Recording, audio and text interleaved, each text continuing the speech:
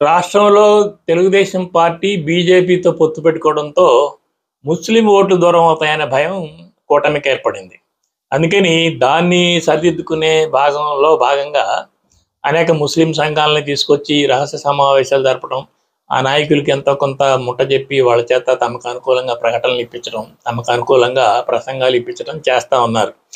ఒకవేళ బీజేపీతో మేము ఇప్పుడు పొత్తు పెట్టుకున్నప్పుడు కూడా ఇది తాత్కాలికమే, కొన్ని అవసరాల కోసం అలా పెట్టుకున్నాం తప్ప బీజేపీతో మేము శాశ్వతంగా ఉండబోవడం లేదు, మేము ముస్లింలకి చేయవలసినంతా కూడా చేస్తాము అని చెప్పేసి కొన్ని రహస్య సమావేశాలు సపరేట్గా హామీలు ఇస్తూ ఉన్నారు. ఇప్పుడు ఇందులో భాగంగానే మరొక పెద్ద చర్య జరిగింది. ఉత్తరప్రదేశ్లో ముఫ్తీల జాతీయ సంస్థ, దియోగఢ్కి కేంద్రంగా పనిచేస్తున్న ముఫ్తీల జాతీయ సంస్థ ఒకటి తన అక్రమ కార్యకలాపాలు, వక్ఫ్ సంబంధించిన అక్రమ కార్యకలాపాలు, ముస్లిం తీవ్రవాదాన్ని ప్రోత్సహించడం లాంటివి రకరకాల కార్యక్రమాలు అవి చేస్తూ ఉంటే యోగి ఆదిత్యనాథ్ ఆ యొక్క సంస్థ మీద తీవ్రమైన చర్యలు తీసుకున్నాడు.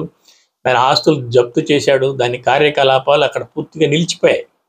అలాంటి సంస్థ ఈరోజు చంద్రబాబు నాయుడిని కలిసి తామంతా చంద్రబాబు నాయుడికి మద్దతు ఇస్తామని చెప్పేసి, చంద్రబాబు నాయుడు కనుక అధికారంలోకి వస్తే రాష్ట్రంలో ఇస్లాం బ్యాంక్ స్థాపిస్తాడు, రాష్ట్రంలో ఉన్న మిగులు భూములన్నీ కూడా వక్ఫ్ బోర్డుకి అప్పగిస్తాడని చెప్పి వాళ్ళు బహిరంగ స్టేట్మెంట్ ఇచ్చారు. ఆ సంస్థ పేరు తంజీమ్ ఈ ముఫ్తియా. దీని ప్రధాన కార్యదర్శి షేక్ ఉల్ హదీమ్ ముఫ్తీ.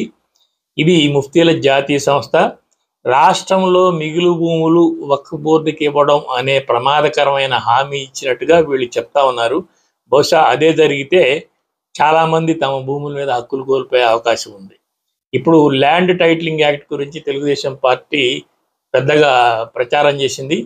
ఇప్పుడు ఈ విషయంలో తెలుగుదేశం పార్టీ చేస్తున్నది కూడా ఇదే అవుతుంది.